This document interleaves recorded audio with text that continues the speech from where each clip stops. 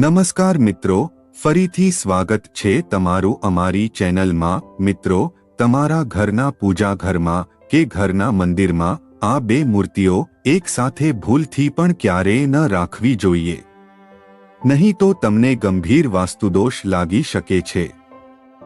મિત્રો, તમારા પરિવારને કંગાળ થવામાં કંઈ જ વાર નહીં લાગે જો તમે આ ભૂલ કરતા હોય તો આ વિડિયો જોઈને તમારે ખૂબ જ સાવચેત થવાની જરૂર છે।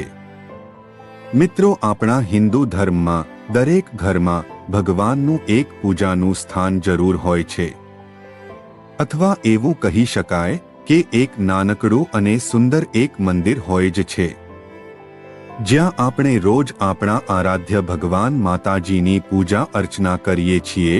મિત્રો, આપણે ભગવાનને સ્નાન કરાવીએ છીએ, તેમને કપડાં પહેરાવીએ છીએ, તેમને ચંદન લગાવીએ છીએ અને તેમને ભોગ પણ લગાવીએ છીએ, અને આ બધું આપણે રોજ કરીએ છીએ કારણ કે મિત્રો, આપણા ઘરમાં બનાવેલું પૂજાનું સ્થાન આપણા માટે ભગવાન સાથે જોડાવાનું માધ્યમ હોય છે। તો મિત્રો, આજની વિડિયો અધવચ્ચે છોડીને જવાની ભૂલ ક્યારેય ના કરતા, કારણ કે મિત્રો, આજની વિડિયો તમારા માટે ખૂબ જ ઉપયોગી સાબિત થવાનો છે। તો મિત્રો, આજની વિડિયોને લાઈક શેર કરીને અમારી આ ચેનલને સબસ્ક્રાઇબ પણ જરૂરથી કરી લેજો। અને જો તમે પણ ઈચ્છો છો કે માતા લક્ષ્મીના આશીર્વાદ સદાય તમારા પર બન્યા રહે તો કોમેન્ટ બોક્સમાં સાચી શ્રદ્ધાથી જય માં લક્ષ્મી જરૂર લખી દેજો।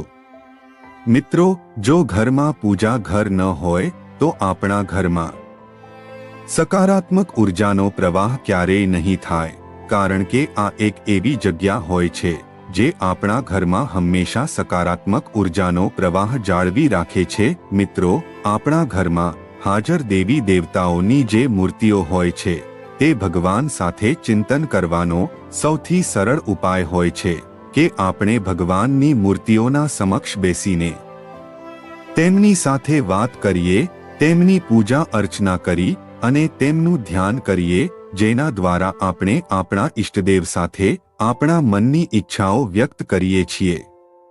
પણ મિત્રો, ઘણી વખત તમે એવું જોયું હશે કે તમારી પૂજાનું તમને ફળ મળતું નથી।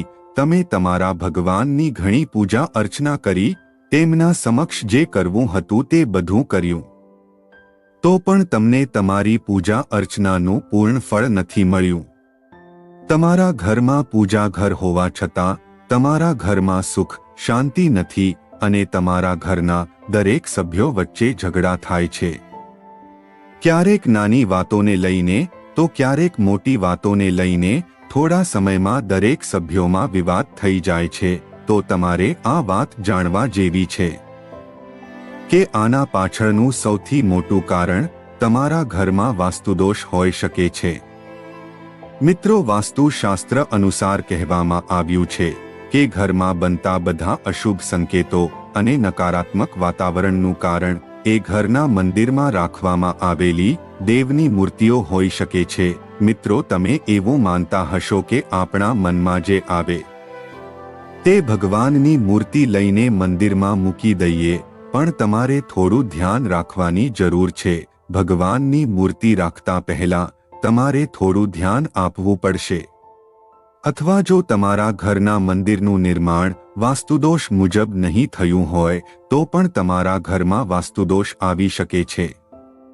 આ બધા દોષોને દૂર કરવા માટે આપણે આપણા ઘરમાં વાસ્તુના નિયમોનું પાલન કરવું જોઈએ, તો ચોક્કસપણે આપણે આ દોષોથી મુક્તિ મેળવી શકીએ છીએ।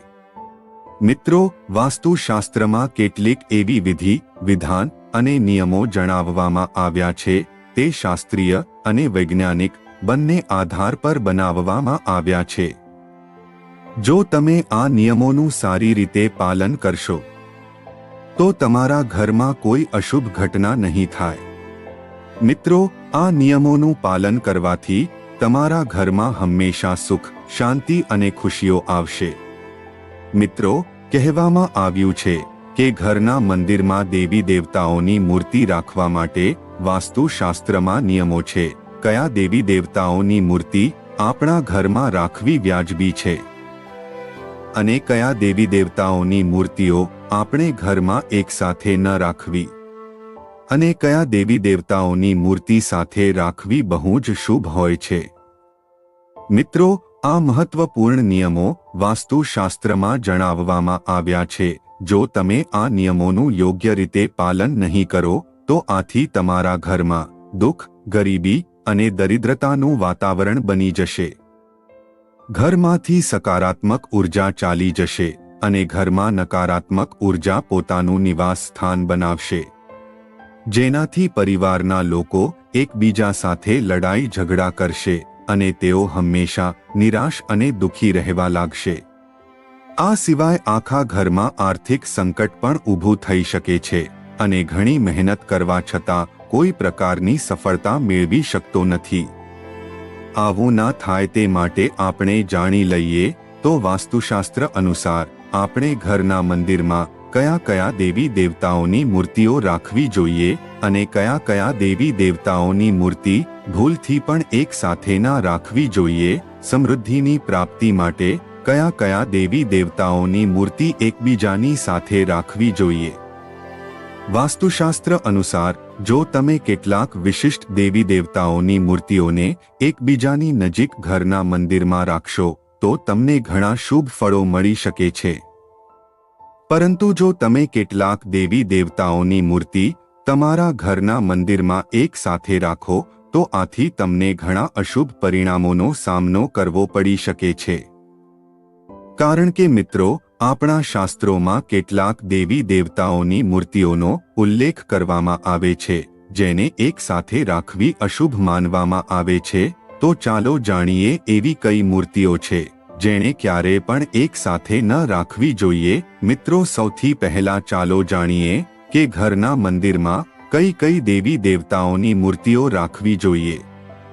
મિત્રો, પહેલા છે ભગવાન ગણેશની મૂર્તિ। મિત્રો, જેમ તમે બધા જાણો છો કે ગણેશજીને પ્રથમ પૂજનીય દેવ માનવામાં આવે છે અને તેમને વિઘ્નહર્તા પણ કહેવાય છે।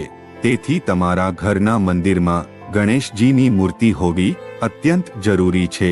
મિત્રો, એક બાબત તો તમારે ચોક્કસ જાણી લેવી જોઈએ કે પૂજા ઘરમાં ક્યારે પણ ગણેશજીની એકથી વધુ મૂર્તિ ના રાખવી જોઈએ। ખાસ કરીને એવા ગણેશજીનો ફોટો જેમાં માતા લક્ષ્મી સાથે છે અને તેમની સૂંઢ ડાબી બાજુ છે એવી તસવીર ઘરના મંદિરમાં રાખવી ખૂબ શુભ માનવામાં આવે છે। મિત્રો, આવી મૂર્તિ ઘરમાં રહેલી દરેક પરેશાની અને નકારાત્મક ઉર્જા દૂર કરીને ઘરમાં સુખ શાંતિ જાળવી રાખે છે। નંબર 2, માતા લક્ષ્મીની મૂર્તિ। મિત્રો, ધન અને સમૃદ્ધિનું પ્રતીક કહેવાતા માતા લક્ષ્મીને ખૂબ મહત્વ આપવામાં આવે છે। જો તમે ઈચ્છો છો કે તમારા ઘરમાં ધન, સુખ અને સમૃદ્ધિ સતત આવે તો ઘરના પૂજા ઘરમાં માતા લક્ષ્મીની એક મૂર્તિ અથવા તસવીર અવશ્ય રાખવી જોઈએ। પરંતુ તમને એ વાતની જાણ હોવી જોઈએ કે ઘરના પૂજા ઘરમાં કે મંદિરમાં માતા લક્ષ્મીની એકલી મૂર્તિ રાખવી એ વાસ્તુ માટે ક્યારે પણ શુભ નથી। આથી ખાસ ધ્યાન રાખવું કે જ્યારે તમે માતા લક્ષ્મીની મૂર્તિ અથવા તસવીર લાવો ત્યારે માતા લક્ષ્મીની સાથે ભગવાન નારાયણની પણ તસવીર કે ફોટો અવશ્ય હોવો જોઈએ। મિત્રો, જગતના પાલન કરતા એવા ભગવાન નારાયણ માતા લક્ષ્મીના સ્વામી છે અને માતા લક્ષ્મી ભગવાન નારાયણ વિના કોઈ પણ સ્થાન પર નિવાસ કરતા નથી। જો તમે ઈચ્છો છો કે માતા લક્ષ્મી હંમેશા તમારા પર પ્રસન્ન રહે તો તેના માટે તમારે હંમેશા માતા લક્ષ્મીજી પહેલા ભગવાન નારાયણની પૂજા કરવી જોઈએ। મિત્રો, આવું કરવાથી ઘરમાં સંપન્ન અને વૈભવ હંમેશા જળવાઈ રહે છે। તો તમે પહેલા ભગવાન વિષ્ણુ અને પછી માતા લક્ષ્મીની પૂજા કરશો તો માતા લક્ષ્મી સાથે સાથે ભગવાન નારાયણ પણ તમારા પર ખૂબ પ્રસન્ન રહેશે। મિત્રો, ધનની પ્રાપ્તિ માટે તમારે માતા લક્ષ્મી અને ભગવાન શ્રી હરિ વિષ્ણુની સાથે પૂજા કરવી જોઈએ। નંબર 3, સંકટમોચન હનુમાનજી। વાસ્તુશાસ્ત્ર અનુસાર ઘરના મંદિરમાં હનુમાનજીની એક મૂર્તિ અથવા તસવીર જરૂરથી રાખવી જોઈએ। આમ કરવાથી ઘરના તમામ વાસ્તુ દોષ, લડાઈ ઝઘડાઓ, તમામ સમસ્યાઓ સમાપ્ત થઈ જાય છે। મિત્રો, આ સાથે જો ઘરમાં અચાનક કોઈ સંકટ આવવાનું હોય તો સંકટ મોચન મહાબલી હનુમાનજી એટલે કે બજરંગ બલીની કૃપાથી અને તેમની પૂજા કરવાથી ઘરમાં આવતું સંકટ ટળી જાય છે। મિત્રો, એક ખાસ વાતનું ધ્યાન રાખવું જોઈએ કે હનુમાનજીની હંમેશા બેસેલી સ્થિતિમાં રહેલી મૂર્તિ પૂજા ઘરમાં લગાવવી જોઈએ। આથી ઘરમાં હંમેશા સુખ, શાંતિ અને સમૃદ્ધિ જળવાઈ રહે છે। નંબર 4 મિત્રો, ભગવાન રામ દરબારની તસવીર તમારા ઘરના મંદિરમાં જરૂરથી લગાવવી જોઈએ। જો તમે ઈચ્છો છો કે ઘરમાં દરેક વચ્ચે હંમેશા પ્રેમ અને વિશ્વાસ જળવાઈ રહે અને ઘરના તમામ પારિવારિક ઝઘડાઓ સમાપ્ત થાય તો તેના માટે ભગવાન રામ દરબારની તસવીર જરૂરથી રાખવી જોઈએ। આ મૂર્તિ પૂજા ઘરમાં રાખવી ખૂબ જ જરૂરી છે। તમે જે દેવી દેવતા કે ઇષ્ટદેવની પૂજા કરતા હોવ તેમની મૂર્તિઓ પણ ઘરના મંદિરમાં રાખી શકો છો। મિત્રો, એક ખાસ બાબત પર ધ્યાન આપવું જરૂરી છે કે ક્યારે તમારા સ્વર્ગીય પૂર્વજોની, તમારા મૃત માતા પિતાની અથવા તમારા ગુરુની, સંતોનો ફોટો કે મૂર્તિ ઘરના મંદિરમાં ન લગાવવી જોઈએ। કારણ કે મિત્રો, આ રીતે કરવાથી આપણને ઘોર પાપ લાગે છે। આપણે માનીએ છીએ કે આપણા પરિવારના પૂર્વજોને, સ્વર્ગસ્થ માતા, પિતા અથવા મિત્રોને યાદ કરીએ છીએ, પરંતુ તેમની તસવીરોને ઘરના મંદિરમાં નહીં પણ મંદિરની બહાર ક્યાંય પણ રાખવી જોઈએ। મિત્રો, હવે આપણે જાણીએ કે ઘરના મંદિરમાં કયા દેવી દેવતાઓની તસવીરો એક સાથે ન રાખવી જોઈએ। જો ઘરના મંદિરમાં કેટલીક વિશિષ્ટ મૂર્તિઓ સાથે કેટલીક અન્ય મૂર્તિઓ મૂકી દેવામાં આવે તો તમારા ઘરમાં રાજયોગ રચાઈ શકે છે। મિત્રો, જો આપણે ઘરના પૂજા ઘરમાં કેટલીક મૂર્તિઓ સાથે અન્ય મૂર્તિઓ પણ રાખી દઈએ તો તમારા જીવનની કંગાળ, ગરીબી ધીમે ધીમે સમાપ્ત થવા લાગે છે અને તમારા જીવનનું ભાગ્ય ચમકી જાય છે। નંબર 1 ભગવાન કૃષ્ણ। જો તમે ભગવાન કૃષ્ણના ભક્ત છો અને તેમની મૂર્તિ તમારા ઘરના મંદિરમાં રાખો છો તો તેમના સાથે શ્રી રાધા રાણીની મૂર્તિ પણ જરૂરથી રાખવી જોઈએ। મિત્રો, જો તમે બાળ ગોપાલ ભગવાન શ્રી કૃષ્ણની પૂજા કરો છો તો રાધા રાણીની મૂર્તિ રાખી કે નહીં તે તમારી મરજી છે। પરંતુ જો તમે ભગવાન શ્રી કૃષ્ણની મૂર્તિ તેમના મોટા રૂપમાં રાખો છો તો તેમના સાથે રાધા રાણીની હાજરી ખૂબ જ જરૂરી છે। કહેવામાં આવે છે કે જ્યાં રાધા રાણી હોય છે ત્યાં ભગવાન શ્રી કૃષ્ણ પોતે જ આવી જાય છે। મિત્રો, જો શક્ય હોય તો કૃષ્ણ અને રાધા રાણીની જોડીવાળી મૂર્તિ ખરીદીને તમારા ઘરના મંદિરમાં રાખો। આ મૂર્તિ પ્રેમનું પ્રતીક છે અને જે ઘરમાં આ જોડીની મૂર્તિ હોય છે તે ઘરમાં પતિ, પત્ની, પિતા, પુત્રી, માતા, પિતા અથવા પરિવારના અન્ય સભ્યો વચ્ચે ક્યારેય લડાઈ ઝઘડા થતા નથી। તેમના વચ્ચે હંમેશા કૃષ્ણ અને રાધા રાણી જેવો પ્રેમ જળવાઈ રહે છે અને આખા ઘરમાં હંમેશા ધન અને સમૃદ્ધિ વધતી રહે છે। મિત્રો, ચાલો હવે એ જાણી લઈએ કે કયા દેવી દેવતાની મૂર્તિ અથવા ફોટો ક્યારે ઘરના મંદિરમાં કે પૂજા ઘરમાં એક સાથે ન રાખવા જોઈએ। મિત્રો, ક્યારે પૂજા ઘરમાં ભગવાન વિષ્ણુ, ભગવાન શંકર અને ભગવાન બ્રહ્માની તસવીરો એક સાથે ન મૂકવી જોઈએ। એનું કારણ એ છે કે ત્રણેય દેવતાઓની પૂજા પદ્ધતિ અલગ અલગ હોવી જોઈએ। ભગવાન નારાયણની પૂજા તુલસીના પાન વિના અધૂરી માનવામાં આવે છે। જો તમે ભગવાન નારાયણની પૂજા કરો છો અને તેમાં તુલસી સામેલ નથી તો તે પૂજા અધૂરી ગણાય છે અને બીજી બાજુ ભગવાન ભોળાનાથને ક્યારે તુલસીનું પાન અર્પણ કરવું નહીં। શાસ્ત્રોમાં કહેવામાં આવ્યું છે કે ઘરમાં બ્રહ્માદેવની પૂજા કરવી વર્જિત છે। તમે જોયું હશે કે કોઈ પણ ઘરમાં ક્યારે બ્રહ્માદેવની પૂજા કરવામાં આવતી નથી। જો તમારા ઘરમાં આ દેવતાઓની મૂર્તિ એક સાથે રાખી છે તો કૃપા કરીને તેમને તરત જ અલગ કરીને મૂકો।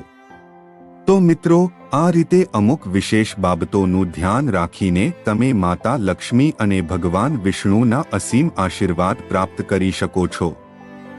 તો મિત્રો, આશા છે કે આજની વિડિયો તમને જરૂર પસંદ આવી હશે।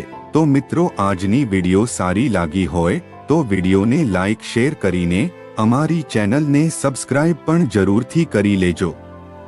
જય શ્રી કૃષ્ણ। હર હર મહાદેવ। જય માં લક્ષ્મી।